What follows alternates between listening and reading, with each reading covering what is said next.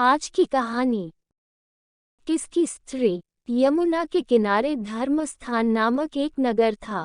उसे नगर में गणाधिप नाम का राजा राज करता था। उसी में केशव नाम का एक ब्राह्मण भी रहता था। ब्राह्मण यमुना के तीर पर जप तप किया करता था। उसके एक लड़की थी जिसका नाम मालती था। वह बड़ी रूपवती थी। जब वह ब्याह के योग्य हुई तो उसके माता पिता और भाई को चिंता हुई। संयोग से एक दिन जब ब्राह्मण अपने किसी यजमान की बारात में गया था और भाई पढ़ने गया था, तभी उनके घर में एक ब्राह्मण का लड़का आया। लड़की की माँ ने उसके रूप और गुणों को देखकर उससे कहा कि मैं तुमसे अपनी लड़की का ब्याह करूंगी। होनहार की बात की उधर ब्राह्मण पिता को भी एक दूसरा लड़का मिल गया और उसने उस लड़के को भी यही वचन दे दिया। उधर ब्राह्मण का लड़का जहाँ पढ़ने गया था, वहाँ वह एक लड़के से यही वादा कर आया। कुछ समय बाद बाप बेटे घर में इकट्ठे हुए तो देखते क्या है कि वहाँ एक तीसरा लड़का और मौजूद है। दो उनके साथ आए थे। अब क्या हो। ब्राह्मण, उसका लड़का और ब्राह्मणी बड़े सोच में पड़े।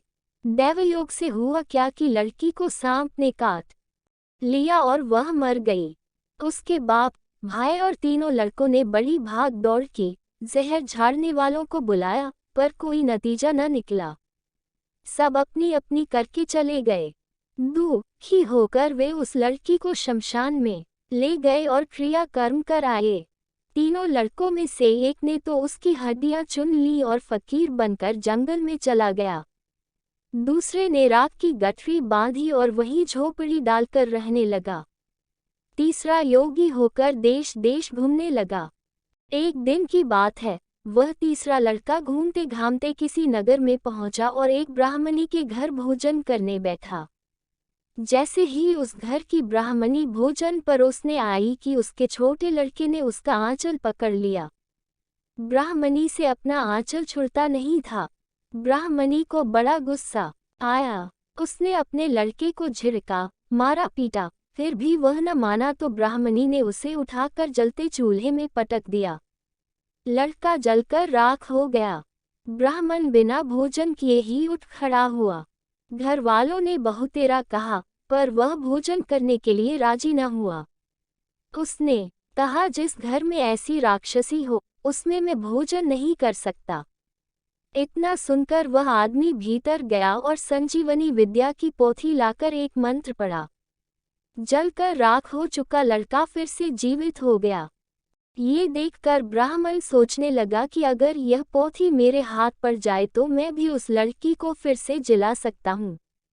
इसके बाद उसने भोजन किया और वहीं ठहर गया। जब रात को सब खा पी कर सो गए तो वह ब्राह्मण चुपचाप वह पोथी लेकर चल दिया। जिस स्थान पर उस लड़की को जलाया गया था, वहां जाकर उसने देखा कि दूसरे लड़के वहां बैठे बातें कर रहे हैं।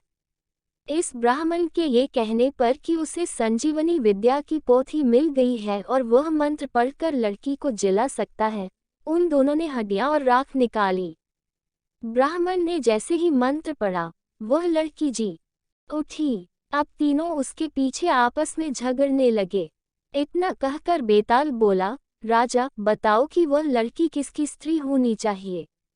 राजा ने जवाब दिया, जो वहां कुटिया बनाकर रहा, उसकी। बेताल ने पूछा, क्यों। राजा बोला, जिसने हड्डियां रखी, वह तो उसके बेटे के बराबर हुआ। जिसने विद्या सीखकर जीवन दान दिया, वह बाप के बराबर हुआ। जो राख लेकर रमा रहा, वही उसकी हकदार है। राजा का ये जवाब सुनकर बेताल फिर पेड़ पर जा लटका। राजा को फिर लौटना पड़ा और जब वह उसे लेकर चला तो बेताल ने तीसरी कहानी सुनाई। अधिक नई कहानियों के लिए बने रहिए। धन्यवाद।